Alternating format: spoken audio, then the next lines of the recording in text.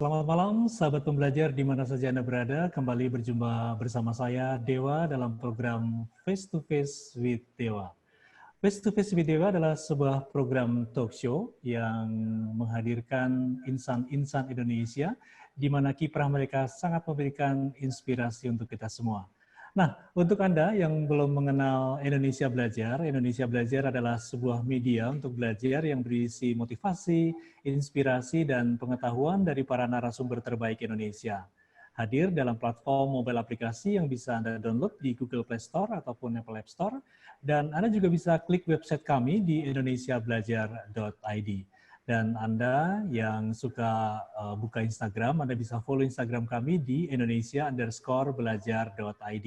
Dan juga bisa like Facebook fanpage kami di indonesiabelajar.id. Baik, sahabat pembelajar, face to face with Dewa malam hari ini menghadirkan seorang yang luar biasa. Beliau adalah Mas Yonpet Derusti, Executive Director Growing Up Films, dan kita mengambil judul malam hari ini Kreativitas Tanpa Batas. Oke, baik, sahabat pembelajar, kita sapa dulu Mas Yonpet. Selamat malam, Mas Yonpet. Halo, selamat malam Bro Dewa. Juga Iya. selamat malam sahabat pembelajar di seluruh Indonesia, dimanapun kalian berada. Ya, oke Mas Yonpet, bagaimana kabar Mas Yonpet malam hari ini? Baik, sehat. Ya. Yang penting sehat ya Mas Yonpet ya. Ya, sehat. Ya, oke. Mas Yonpet ini adalah eksekutif produser, dan saya baru tahu juga, bukan baru tahu ya, artinya udah lama tahu bahwa beliau ini Growing Up Film ini juga hasil perjuangan selama ini Mas ya. Oh iya. Jadi Mas Yonpet ini adalah owner juga ya, selain eksekutif produser ya, di Growing Up Film. Tentu saja banyak yang akan kita gali dan akan kita bahas pada malam hari ini. Jadi untuk Anda yang join silakan nanti Anda bisa bertanya, nanti saya akan memberikan kesempatan untuk Anda yang ingin bertanya ya. Mungkin Mas Yon, sejak kapan Anda tertarik dengan pekerjaan ini Mas Yon? Sebagai eksekutif produser ini. Pertama-tama saya mengucapkan terima kasih atas kesempatan yang baik ini dari Belajar yang mengajak saya untuk involve, kemudian share pengalaman dan share pengetahuan, walaupun pengetahuan saya juga masih sama-sama belajar gitu. Makanya saya lebih menyebutnya sama-sama belajar sama-sama di sini. Gitu. Jadi kalau saya terjun di production house itu dari tahun awal 91. Jadi April 91 saya langsung ke Jakarta, dan saya harus mengucapkan terima kasih sama yang membawa saya ke Jakarta, Mas Endi Aras. Itu yang bawa saya ke Jakarta. Terus kemudian saya berhutang juga sama Mas Dito Kasilo yang memberi kesempatan saya, yang nyemplongkan saya ke dunia PH ini. Gitu. Jadi saya harus mengucapkan terima kasih gitu. Dari tahun 91 saya berkecimpung di production house. Iya. Apa yang membuat Mas Yon tertarik ini terjun di dunia atau di industri yang penuh tantangan untuk berkreasi gitu? Jadi jujur dunia PH itu sangat dinamis. Jadi begitu saya nyemplung itu saya belum tahu apa-apa, belum punya ilmu apa-apa, masih nol. Langsung ya di juru mesin. Karena di waktu itu ada pas kebetulan kita bikin company profile semen Padang. Sementara kita banyak kerjaan, nah Mas Dito langsung membawa saya ke, nih, ini tugas lu untuk supervisi. Bayangin, yang saya belum tahu apa-apa, langsung dicemplungin untuk editing semen Padang waktu itu. Ya, learning by doing gitu. Tapi ketika menerima pekerjaan dari Mas Dito itu gimana? Ya, kan Mas Dito waktu itu produser di Avindo Kreasi. Nah, saya diangkat sebagai asisten produser lah waktu itu. Jadi langsung dicemplungin di situ. Ini tanggung jawab lo, pokoknya harus jadi. Karena waktu itu bikin untuk untuk go public waktu itu. Jadi mau buat go public waktu itu kepentingannya. Jadi harus selesai tepat waktu, kan ada due diligence meetingnya tanggal berapa itu udah ada gitu. Ya puji Tuhan selesai sih.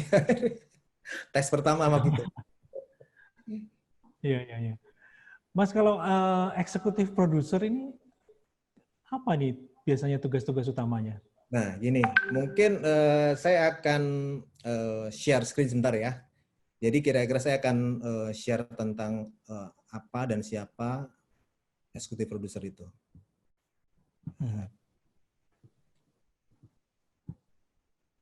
Sudah terlihat di screen? Udah Mas. Jadi eksekutif produser itu adalah seorang pimpinan tertinggi dari sisi production house. Sebentar ya. Ya.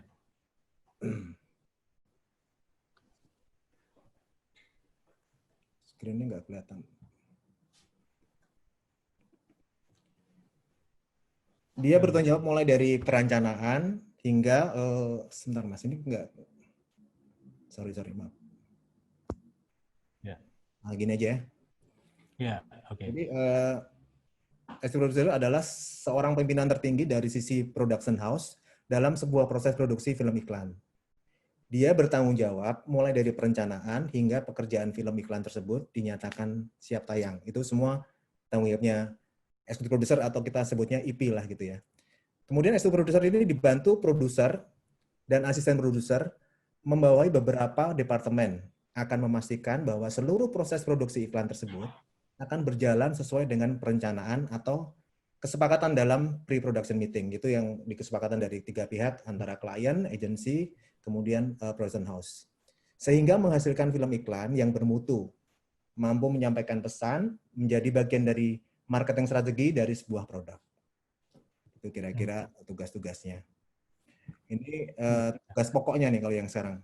Ya, karena biasanya eksekutif produser itu biasanya owner, tapi nggak harus sih, tapi ada juga yang memang ownernya juga itu. Jadi ya running bisnis, dalam hal ini mencari job, terus kemudian 2, mengorganisir sebuah produksi iklan TV seperti yang poin-poinnya di atas tadi. Kemudian menjadi jembatan antara klien, agensi, dan production house. Jadi semua tuh harus lewat IP. Jadi dari klien maunya apa dengan agensi lewatnya IP untuk disampaikan kepada tim PH. Gitu. Yeah. Kemudian, nah ini saya bagi sedikit tim. Yeah. Kalau produksi iklan TV itu ya, 1 ada eksekutif produser, kemudian ada produser. Di bawah itu ada sutradara atau film director, didampingi oleh asisten director. Kemudian ada penata kamera atau DOP, director fotografi. Ada penata cahaya di bawahnya, ya departemen kamera ini ya. Kemudian ada penata artistik atau art director. Di bawahnya ada prop master, prop standby, prop buyer, dan lain-lain. Kemudian ada unit manager, ini yang orang yang mengurusi segala keperluan produksi, jadi alat, segala macam alat, kemudian catering, mobil, jemputan. Kemudian ada juga location manager. Dia bertugas mencari lokasi untuk syuting. Kemudian ada penata busana atau wardrobe stylist. Kemudian ada penata rias atau makeup artist. Dan penata suara atau soundman. Nah ini kira-kira beberapa profesi sih di dalam PH ya. Jadi ini juga saya share kenapa. Paling enggak ini bisa jadi profesi alternatif. Artinya bisa jadi sandaran hidup juga gitu. Selama ini orang mungkin kepikiran kalau profesi itu harus kerjanya di Sudirman, di Tamrin, di Kuningan, pakai dasi, pakai jas, tampil rapi lah gitu ya. Nggak harus begitu juga gitu. Ini ada loh profesi-profesi yang menjanjikan gitu, yang bisa buat sandaran hidup juga gitu. Mungkin akan berguna buat adik-adik atau teman-teman yang mungkin belum tahu di dunia produksi. Saya kira itu. Iya, iya. Mas Yon, saya lihat memang kalau foto-foto, misalnya kalau Mas Yon foto-foto sama tim itu foto keluarga ya, itu pakaiannya nyantai banget, pokoknya layaknya seniman lah ya istilahnya. Jadi kerjanya memang nggak kenal waktu juga ya. Mas Yon, tadi ada sekitar 10 profesi ya di satu tim untuk pembuatan TV komersial ya, TV komersial ya, iklan TV gitu ya. Nah, kalau Mas Yon sebagai eksekutif produser ini harus kalau dari lihat penjelasannya Mas Yon tadi ini harus memahami semuanya ya. Kalau misalnya dalam satu project itu harus menguasai semuanya. Nah itu EP yang baik, ya, executive producer yang baik itu harus tahu A sampai Z di produksi. Sampai urusan toilet pun itu urusannya si EP. Dia harus tahu produksi, harus tahu manajemen waktu, manajemen kru, harus tahu segala sesuatu teknis, harus tahu itu. Kecuali kalau IP karbitan saya nggak tahu ya. Harus tahu administratif, pajak segala macam tuh tahu. Jadi kayaknya emang harus serba tahu gitu. Jadi nggak mungkin dibohongin sama anak buah. Kita tahulah ini harganya berapa, lokasi ini harga berapa, kemudian props ini sewanya berapa. Kita harus tahu sebagai IP. Jangan sampai kita dibohongin. Nah biasanya kalau yang tidak memahami produksi hanya mungkin karena dia punya duit aja, ya itu gampang dibohongin sama kru gitu, misalnya gitu. Iya. Emang harus tahu A sampai Z, sampai L terkecil pun kita harus tahu. Hanya tahu ya, jadi menguasai malah ya, harus Ya, menguasai. terus semua bidang kita harus tahu. Jadi misalnya klien ngajak ngomong tentang sepak bola, oh saya tahu pemain Inggris ini, oh pemain MU yang barusan keluar pindah kemana, saya tahu. Harus tahu ekonomi, situasi ekonomi sekarang kayak apa. Paling nggak kalau diajak ngomong tentang ekonomi, nyambung. Tentang politik, tentang seleb-seleb itu. Ya, kita harus tahu semua gitu. Kalau mau jadi IP yang baik. Ya. karena berhubungan dengan banyak pihak dengan berbagai latar belakang ya. Kadang-kadang klien itu akan sangat nyaman kerja dengan kita karena kita enak diajak ngobrol. Diajak ngobrol tuh nyambung gitu. Kalau coba pengetahuan kita nggak luas gitu, begitu diajak ngomong apa, langsung tulalit apa tuh Pak ya, malah kita jadi beban buat mereka gitu. Harusnya kita jadi solusi kan. Jadi solusi ya, buat mereka. Ya, gitu. Nah, Mas Yon kan mencapai eksekutif produser ini kan juga nggak langsung eksekutif produser ya. Artinya kan tadi di awal dijorokin dulu ke jurang yang memang ternyata di jurang sana juga penuh tantangan dan akhirnya empuk juga ya. Bantalannya di bawah ya. Nah ini dari 10 atau sekitar 10 profesi itu memang Mas Yon satu-satu untuk terjun dan menguasai bidang-bidang itu? Jujur sebenarnya dulu waktu saya freelance, dulu saya sebelum di industri ini kerjanya tuh freelance. Jadi saya itu namanya apa ya, kayak gerilyawan lah gitu. Saya harus bisa apa aja. Pegang kamera bisa, ngedit bisa. Terus apa ya, yang nggak bisa dari semua proses produksi itu saya nulis. Jujur saya lemah. Jadi misalnya bikin itu saya nggak bisa. Jadi kalau eksekusi, saya bisa semuanya. Cuma nulis saja saya nggak bisa. Kan harus punya taste musiknya harus bagus. Punya taste style harus bagus juga. Iya. Dong kalau nggak punya style, gimana mau bikin iklan bagus kan? Iklan, iya. Kita tahu apa trennya nih apa sih di anak muda sekarang gitu. Trennya di dunia apa gitu. Kita harus tahu. Ya, oke.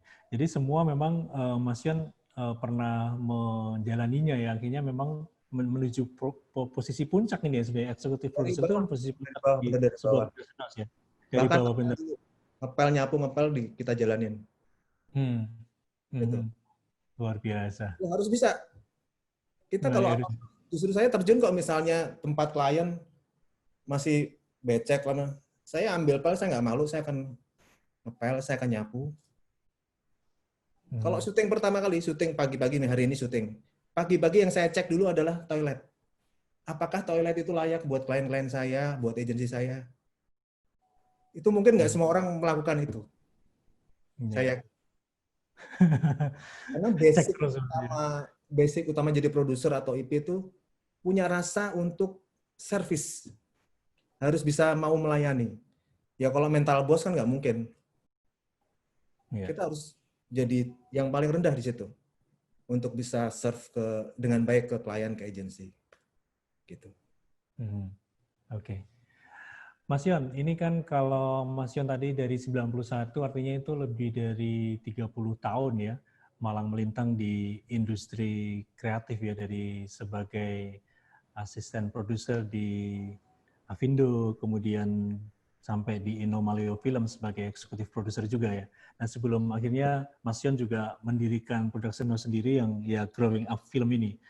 Mungkin Mas Yon bisa ceritakan pengalaman yang Mas Yon dapatkan selama Mas Yon berkarya dari Avindo yang pertama kali sampai ke Inomaleo ini, Mas. Pasti juga banyak karya-karya juga ya.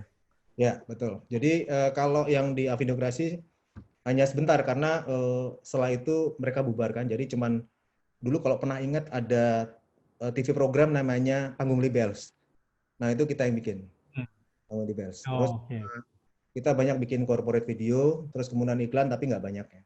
Terus begitu saya masuk ke Inomaleo, nah sebelum masuk itu saya akan berterima kasih kepada Ray Lolang dan Leni Lolang yang memberi kesempatan ke saya, memberikan kesempatan saya untuk eksplor kemampuan saya untuk jalanin Inomaleo Films ini gitu. Saya di Inomaleo Film ini 8 tahun. Jadi cukup lama juga. Dan saya enjoy ya. Saking enaknya, waduh, ini terlalu enak nih saya gitu. Saya harus keluar dari situ gitu. Jadi saya harus meninggalkan zona nyaman saya gitu. Nah, waktu di Inomaleo banyak kerjaan yang memorable menurut saya ya, dari segi hasil, dari segi pencapaian maupun produksinya gitu. Nah, ini akan saya share. Ya.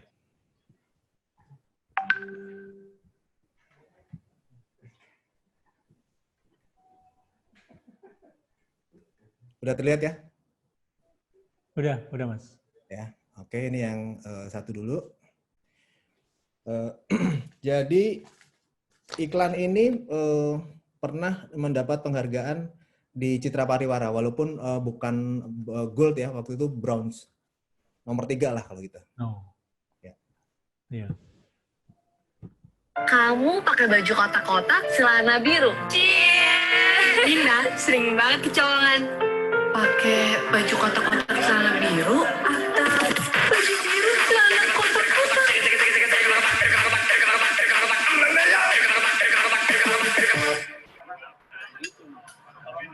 Kurang stamina dan konsentrasi bisa bikin kacau. MyZone dengan Hydromax 5 vitamin dan elektrolit bantu penuhi hari-harimu dengan maxibility. Bagus!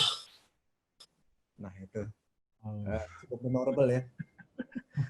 Memorable ya. Ini tahun berapa Mas? Enggak gitu kan. Mulai dari musik, mulai dari biru kotak-kotak, kotak biru-biru itu kan idenya brilian gitu. Iya, idenya brilian. Ya.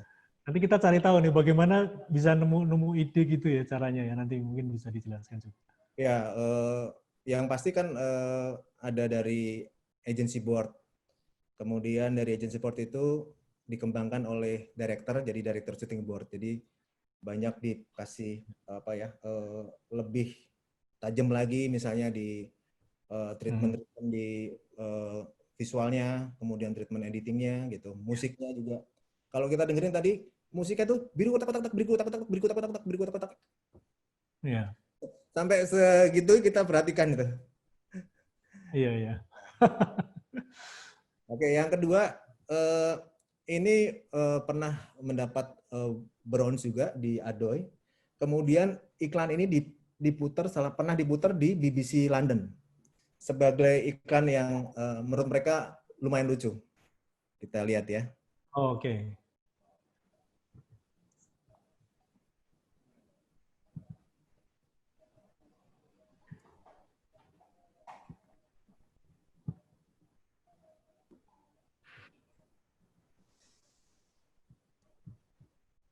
Bentar.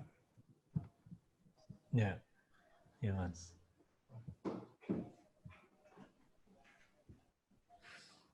Kamu tiap hari telat. Besok telat lagi. Enggak Pak, janji Pak. Janji janji. Sumpah, Pak. Sumpah.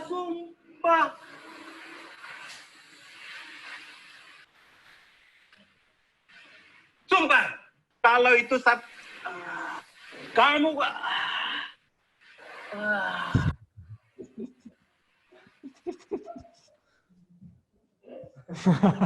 Gimana? Kita mikir iklan apa gitu ya. Apa dipasangin. Stopping powernya di situ. Iya, Sebenarnya ada beberapa seri ya. Jadi ada tadi di sekolah. Terus sebelum di sekolah itu ada di rumah kejadiannya. Bapak sama ibu berantem gara-gara mau lembur bapaknya. Ibunya lagi marah-marah gitu, juga gitu sama. Pas gini, kipas angin, jadi ibunya nggak jadi marah-marah. Prinsipnya sama, cuman ya ada beberapa. Cuman udah setting ya. Ya. Oke. Nah, itu lumayan membanggakan buat kita sih, gitu. Jadi iklan itu. Kenapa BBC itu dia yang paling lucu ya? Kemudian apa sih? Ada respon apa lagi Mas dari BBC itu? Saya nggak tahu, saya dapat info dari Creative Director Agency bahwa iklan kita tuh diputar di BBC loh sebagai iklan yang menurut mereka lumayan lucu gitu loh.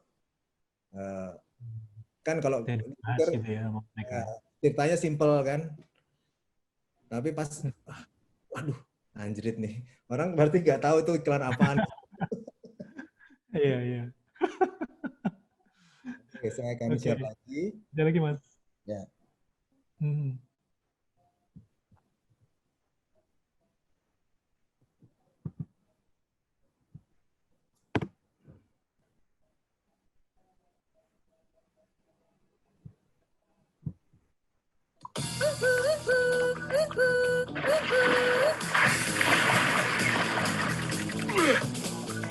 Pak, traktornya apa? G600, kuat dan lincah. Itu mereknya Kwik. Pak, traktornya apa? G1000. Oh, Kwik. G1000, Pak. Kuat dan besinya tebal. Itu mereknya juga Kwik.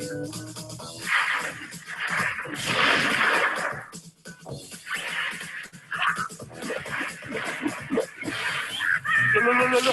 Traktor apa itu? G1000 Boxer, Pak. Kuat, stabil, dan mesinnya tebal. Itu Kwik. G1000 Boxer, Pak. Boxer. Itu juga Kwik.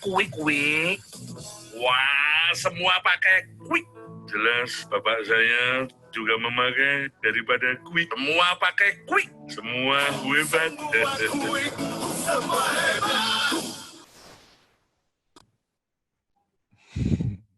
Yang tadi adalah iklan Kwik. Itu briefnya dari klien ke agensi kemudian ke kita bahwa selama ini orang nggak tahu loh traktor tangan itu mereknya Kwik. Orang taunya Kubota.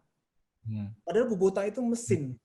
Jadi semua bodi segala macam itu buatan Kwik gitu. Dan pakai bodi itu mau pakai mesin apa aja bisa gitu. Pesannya cuma satu, supaya meningkatkan brand awareness. Makanya dalam iklan tadi selalu sebutin Kwik diulang-ulang. Orang akhirnya ke brainwash juga kan, oh Kwik. Makanya kita pakai yang pendekatannya kan humor ya, si Mas Butet. Kemudian sebenarnya si direkturnya Anggi ya, ini oke banget treatmentnya. Sebenarnya kalau jualan traktor tuh, aduh, lokasinya juga di sawah, nggak ada bagus-bagusnya kan. Nggak ada beauty-beauty-nya gitu. Tapi si Anggi bikin jadi menarik karena apa? Memasukkan unsur salto, unsur yang nggak biasa dilakukan oleh petani. Dan itu berhasil sih menurut saya. Gitu. Jadi iklannya nggak cuman lewat gitu aja. Jadi ya, betul. Punya stopping power juga di situ.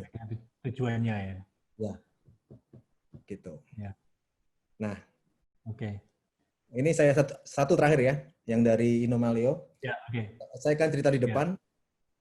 Bagaimana susahnya kita mendirect kecoa. Kalau direct orang kan gampang diajak ngomong ya. Nah, gimana caranya ngedirect kecoa?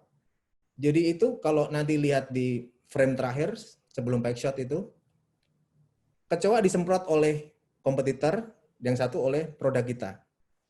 Sama-sama semprot, begitu dibuka, yang pakai produk kita kecoanya mati semua. Sementara yang pakai komputer kecoanya langsung lari. Itu one take oke. One take oke. Harus one take kenapa? Nggak mungkin ngulang dengan kecoa-kecoa itu. Kedua, kita udah jam 12 malam. Sebentar lagi kita kena klaim overtime. Oke, ini akan saya. Iya.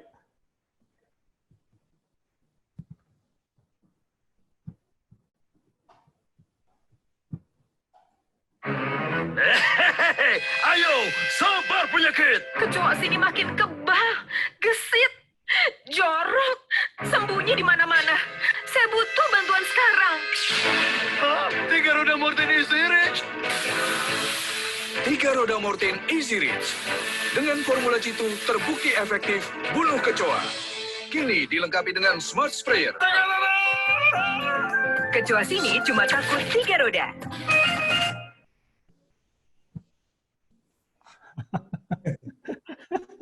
Nah, Luar biasa ya. diberkati. Untuk itu kita diberkati banget tuh. One take langsung oke.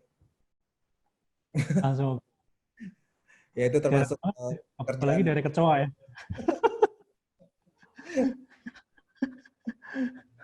Oke Mas, ini banyak karya ya. Yang ini yang beberapa yang memang Mas Yon share untuk kita malam hari ini.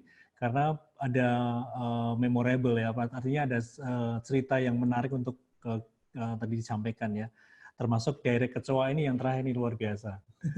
Nah, Mas Yon, setelah Anda terakhir di Inomalio ya, kemudian Anda membangun Growing Up Film ini. Nah, apa yang mendorong Anda untuk mendirikan Growing Up Film ini, Mas? Sangat simpel sih. Pengen jadi nakoda di perahu kita sendiri, walaupun perahu itu kecil. Atau pengen jadi pemilik warung, walaupun warung itu kecil gitu. Tapi kita selaku owner di situ gitu. Jadi mungkin punya kebanggaan, punya kepuasan di situ ya. Goalnya itulah itu. Biasanya kan kalau itu harus jadi yang paling atas itu apa sih gitu. Jadi kita pengen itu aja, pengen punya PH, pengen bisa buka lapangan pekerjaan buat orang-orang, buat saluran berkat buat sesama, gitu aja. Gitu. Dan ini tercapai ya, dan udah dari tahun 2013 ya. Mas Yon. Akhirnya, ya.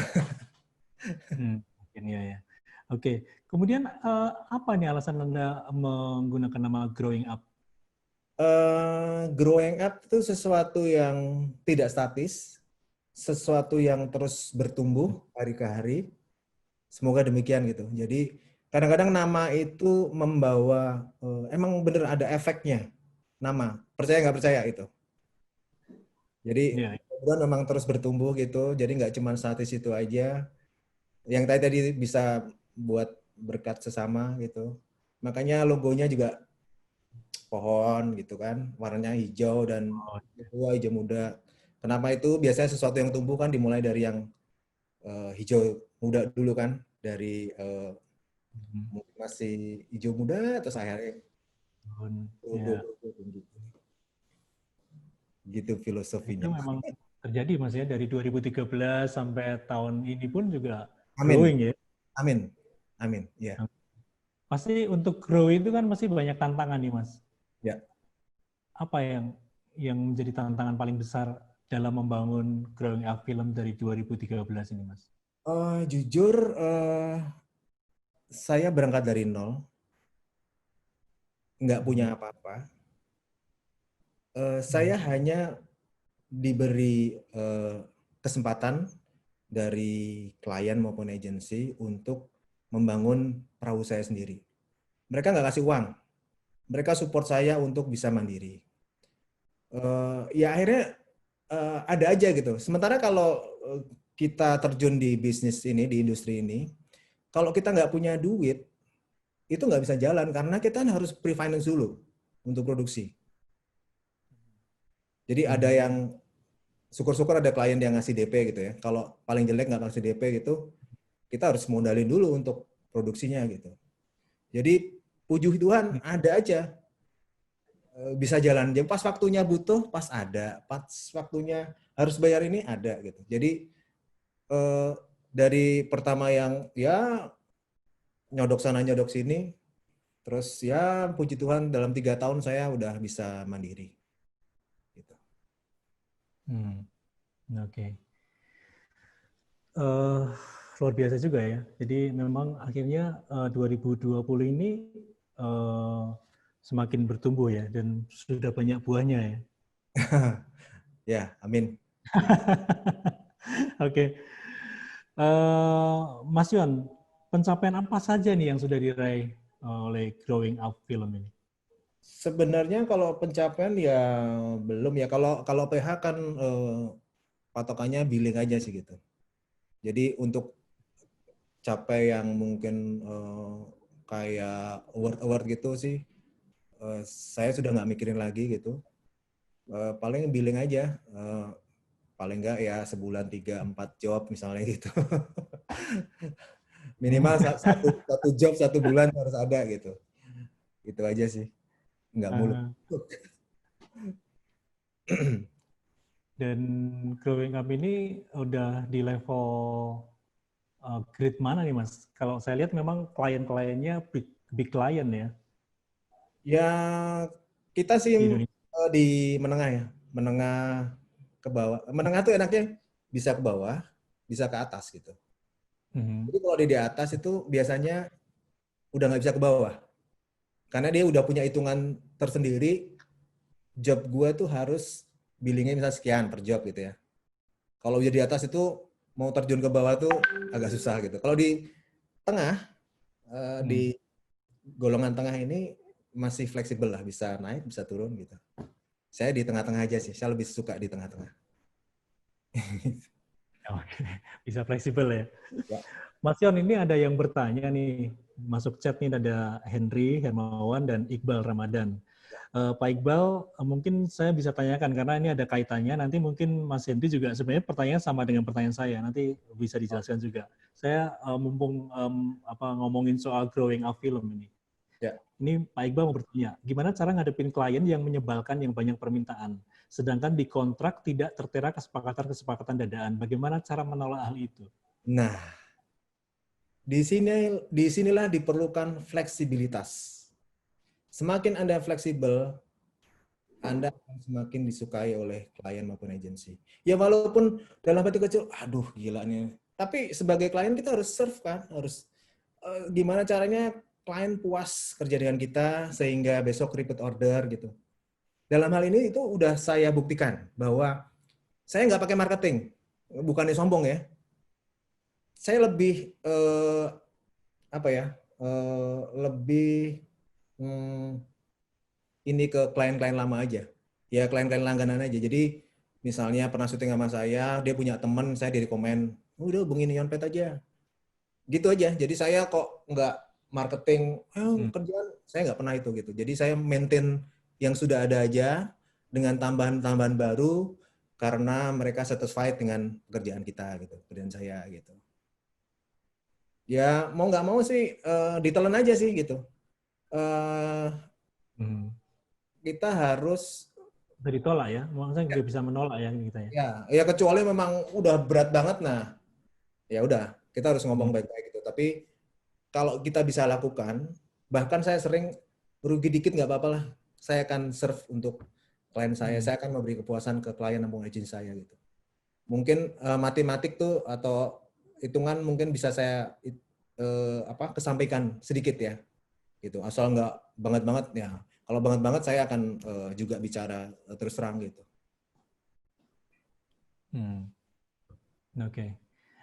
Oke, Pak Iqbal Ramadan, semoga terjawab ya pertanyaan Anda. Ini Pak Henry, selamat malam, izin bertanya, sumber inspirasi untuk mendapat ide-ide kreatif itu biasa dapat dari mana ya? Ini sebenarnya sama pertanyaan yang akan saya ajukan juga. Kunci sebuah karya yang spektakuler adalah kreatif ya. Ini makanya judul malam hari ini kreativitas tanpa batas. Ini profesi-profesi seperti Mas Yon ini kan 24 jam mikirin proses kreatif ya. Nah ini bagaimana nih proses kreatif yang biasa Mas Yon kerjakan ini, baik Anda kerjakan sendiri ataupun dengan tim? Ya, sebenarnya kita punya bagian masing-masing ya. Jadi saya lebih ke manajemen juga, tapi saya harus tahu kreatif juga gitu. Iklan ini adalah kerjaan kolektif kan. Nggak mungkin seseorang mengklaim, oh itu karena gua, nggak bisa. Karena di sini ada unsur tadi, ada klien, ada agensi, ada PH. Ini tiga pihak yang besarnya. Di dalamnya masing-masing ini ada di klien ada bos gede, bos tengah, bos kecil, itu semua juga harus diakomodir. Kemudian ada agensi di mana ada creative director, ada art director, ada copywriter, ada account director, ada AE-nya, kemudian ada produser misalnya gitu. Itu emang harus kolektif gitu, nggak bisa salah satu aja gitu. Yang jelas kita selalu bawa dengan ide-ide dari tim kan. Jadi board dari agensi ceritanya seperti ini, nggak mentah-mentah itu yang kita kerjakan gitu. Jadi apa artinya bayar kita kalau kita nggak ngapa-ngapain gitu kan. Jadi kita mesti ngajuin sesuatu yang kalau dalam tanda petik gokil gitu. Kalau iklan itu kan, iklan yang baik tuh harus punya stopping power. Stopping power di sini bisa macam-macam, bisa karena talentnya seleb, talentnya cantik atau lucu. Mungkin shot-shotnya memang bagus. Terus kemudian dialognya juga keren. Mungkin lokasinya keren banget. Atau actingnya jago. Terus mungkin ada gaya editing style-nya, ada memang story-nya bagus gitu.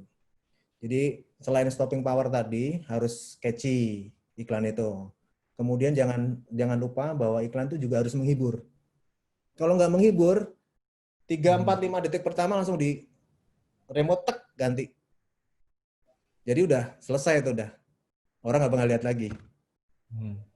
Terus harus memorable juga gitu. Jadi sampai diputar, oh yang iklan itu ya, oh yang itu ya. Orang jadi ingat gitu kan. Di atas segalanya itu, iklan harus menjual. Nah itu yang paling penting. Bagaimana menggerakkan audiens untuk, oh nyoba produknya kan. Kalau produknya bagus pasti sukses. Gitu. Nah yang bahaya tuh kalau udah iklannya kenceng, ternyata orang nyoba sekali kecewa. Itu kan berbahaya.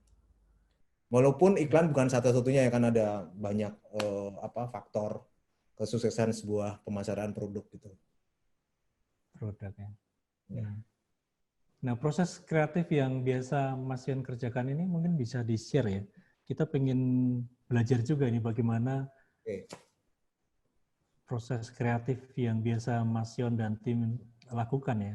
Menghasilkan iklan-iklan yang luar biasa, dan Growing Up Film ini juga memproduksi karya-karya iklan yang luar biasa saya lihat. Terima kasih.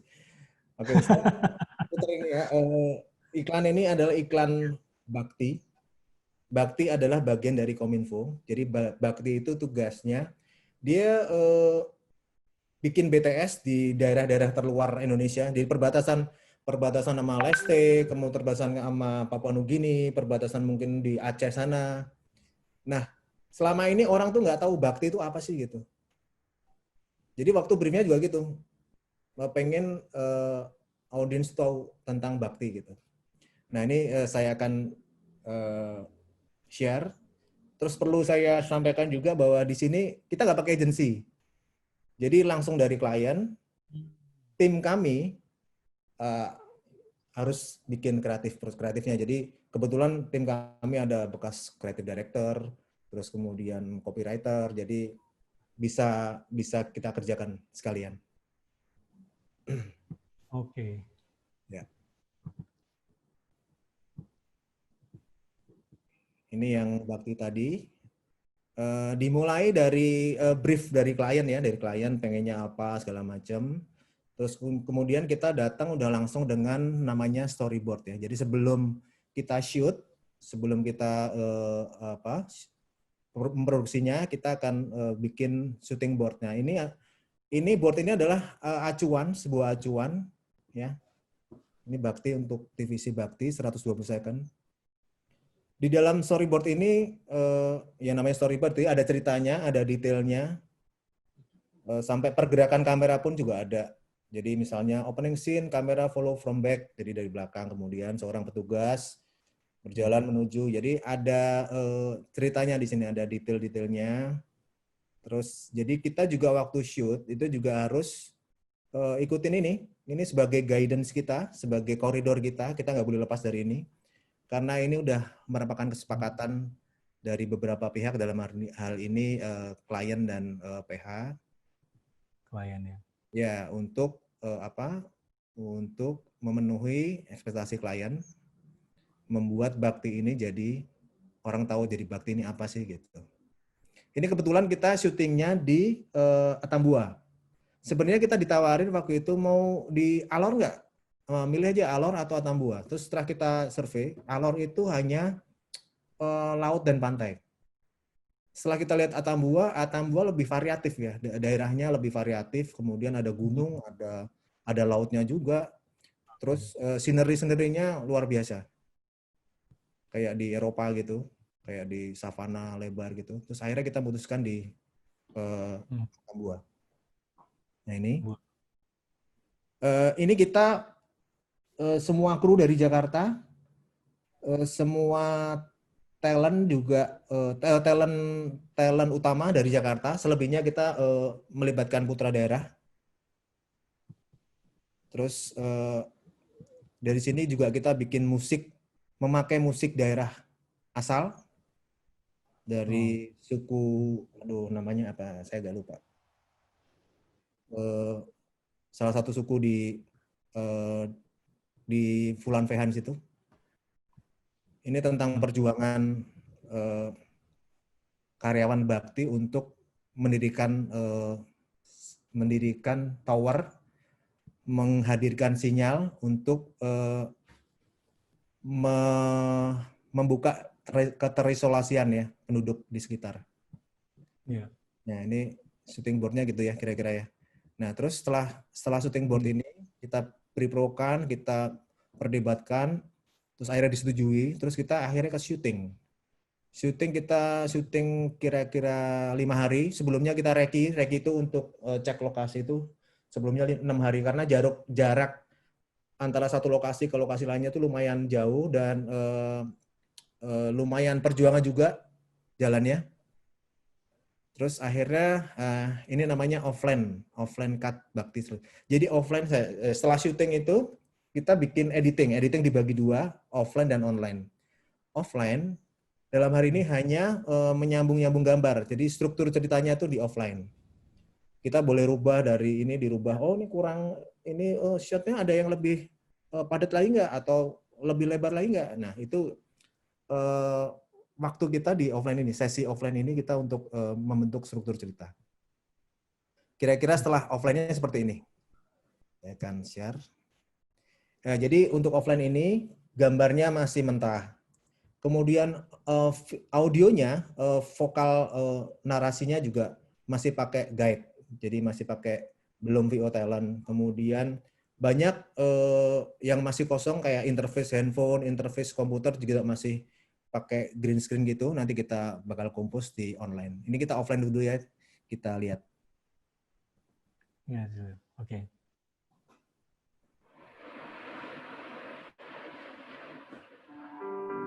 Setiap orang punya mimpi untuk negeri ini. Dari mimpi kecil yang bisa digapai setiap hari, hingga mimpi besar yang menuntut kesungguhan dan perjuangan untuk membuatnya terwujud.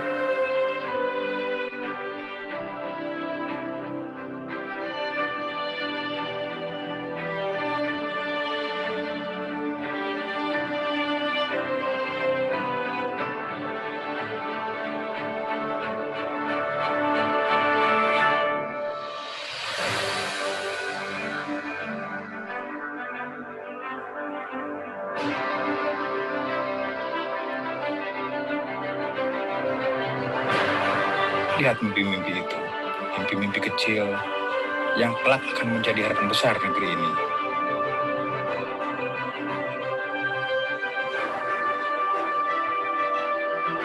Bangun, satukan semangat, biarkan setiap belahan nafas dan tetes keringat menjadi pembentuk tekad yang kuat. Ini bakti kami, mimpi yang kami wujudkan dengan segenap jiwa dan raga.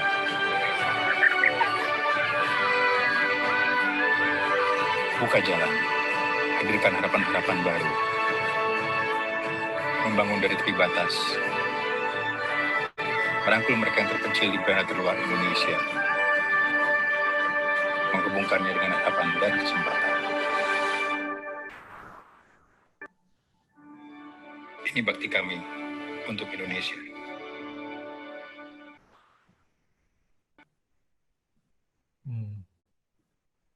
Oke. Jadi kalau kita lihat di sini masih banyak yang bolong-bolong gambarnya. Iya. Masih jelek, suaranya juga asal ada dulu sebagai guide. Terus gambarnya juga belum di grading gitu. Nah, setelah offline ini kita ada proses grading. Grading itu pewarnaan ya, dipercantik lagi. Mungkin awannya dibiruin, mungkin skin tone-nya dibagusin, mungkin ada yang jerawat-jerawat itu dihilangin juga. Terus ada kosmetik lah ya, proses kosmetik gitu. Nah, ini akan saya share online-nya seperti apa. Ini udah dengan musik yang kita memakai lagu tradisional di sana, yang artinya itu orang yang merantau lama, terus lama udah nggak pulang ke kampungnya, terus dengan adanya ini dia bisa berhubungan dengan kembali dengan daerah asalnya. Ya. Ini online-nya. Gambarnya udah cantik. Negeri ini jauh lebih luas dari apa yang pernah diceritakan orang.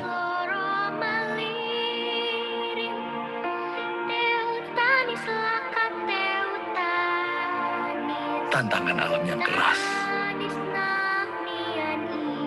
hingga pemandangan yang menakjubkan terhampar di tiap sisi. Namun di ujung sana, ada bagian negeri ini yang belum tersentuh layanan telekomunikasi. Kami bertekad kuat untuk menemukan bagian itu sampai ke ujung negeri.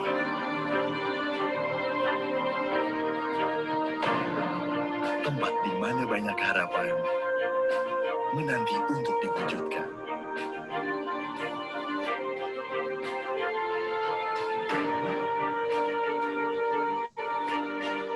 Di tempat ini, kami menghadirkan sinyal, memberikan layanan untuk mereka yang membutuhkannya.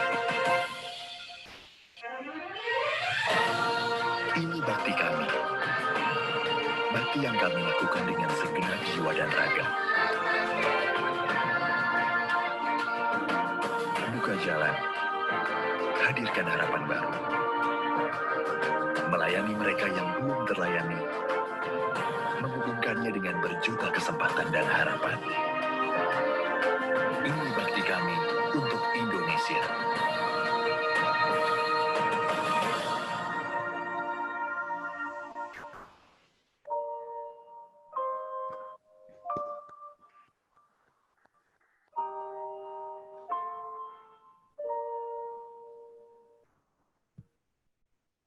Nah, itu kira-kira. Jadi beda banget ya Mas. Lebih halus gitu ya. Dari proses offline itu nanti kita bikin musik sesuai dengan cutting-nya kan. Dibikin bangun ceritanya juga. Jadi ada naik turun musiknya. Nanti setelah online present tadi kita final mix dengan suara yang benar, dengan mixing yang benar, VO di mana, musik di mana gitu harus seimbang. Jadi pendengar atau pemirsa bisa menikmati lah gitu ya. Iya, menikmati dan kayaknya pemirsa tuh di Atambua juga gitu ya. Ya. Ini kan daerahnya bagus kan, Atambua bagus banget. Iya. Iya, bagus banget, luar biasa. Dan cocok ya untuk ide ini ya. Ya. Mas Yon, ini Pak Henry ya, semoga terjawab ya. Tadi Mas Yon sudah menceritakan nih bagaimana proses dari storyboard, ide sampai eksekusi offline dan online. Ini saya lanjut, ada satu penanya nih, Mas Yon dari Mbak Abel ya.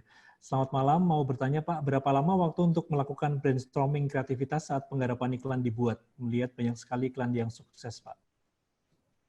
Ya, kalau iklan itu waktunya pendek banget.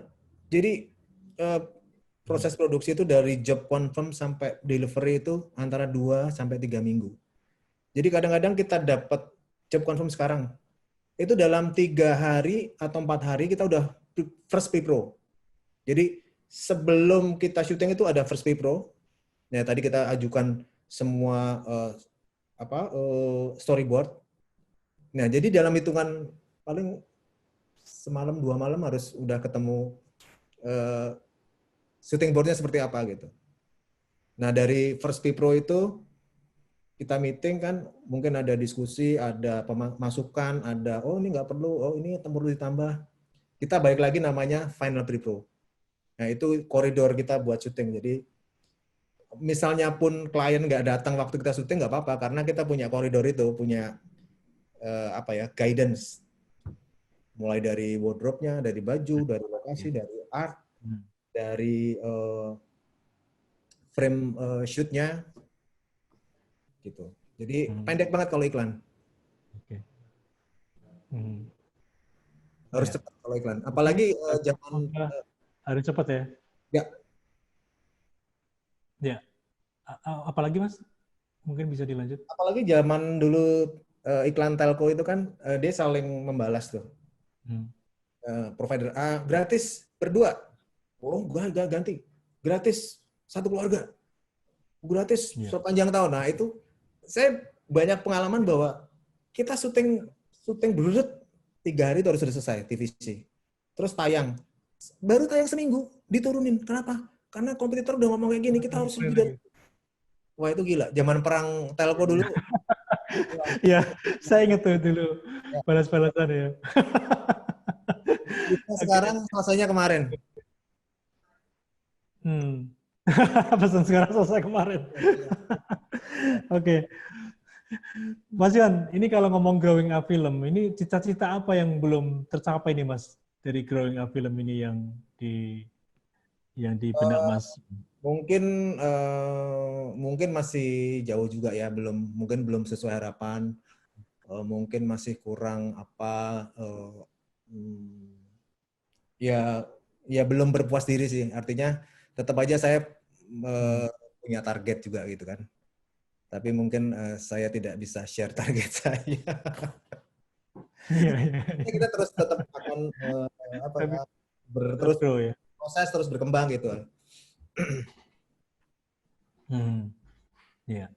Oke Mas Jan, untuk menutup face to face with Dewa malam hari ini, ada pesan-pesan untuk insan-insan kreatif yang bekerja di industri kreatif di Indonesia, apa yang mungkin bisa sampaikan?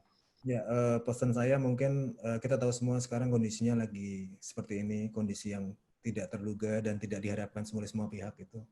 Tapi menurut saya jangan pernah menyerah. Terus berkarya, ya, terus berinovasi gitu. Terus kita harus juga adaptasi dengan kebiasaan baru kan gitu. Jangan patah semangat, semangat itu harus tetap ada. Terus berkarya aja terus gitu. Pasti hasil itu akan kita tuai gitu dengan kita bekerja keras gitu. Seperti itu. Mungkin semangat terus. Lumayan juga mungkin saya bersyukur kalau misalnya share saya ini bisa bermanfaat buat sahabat pembelajar juga semua di mana Anda berada. Iya. Wawasan, share pengalaman gitu. Mudah-mudahan ada faedahnya. Gitu. Pasti ada faedahnya. Oke, baik Mas Yon Pet Derusti, eksekutif produser _ owner Growing Up Films. Sukses untuk Anda Mas Yon dan tim. Terima kasih waktunya bisa share malam hari ini di Face to Face with Dewa, dan untuk sahabat pembelajar yang join pada malam hari ini juga terima kasih. Kreativitas tanpa batas untuk Anda yang menggeluti dunia di industri kreatif, pasti juga harus terus semangat, terus berkarya Mas Yon ya, untuk mencapai apa yang kita harapkan semuanya. Ya. Oke, sekali lagi terima kasih Mas Yon Pet, sukses untuk Anda. Sama-sama. Dan kita ketemu lagi Kita ketemu lagi minggu depan di Face to Face with Dewa. Salam sukses luar biasa, stay healthy. Terima kasih Mas Yon. Sama-sama. Luar biasa, ini baru tahu nih ceritanya yang bakti kemarin. Aku bakti kemarin udah lihat sih, cuman luar biasa. Kalau waktunya panjang, saya banyak juga cerita, cuman harus lebih panjang lagi. Banyak yang bisa di-share juga sih. Siap. Nanti next time Mas, kalau ada waktu bisa share lagi. Ya. Mas Yon, terima kasih banyak. Salam untuk keluarga. Iya Mas.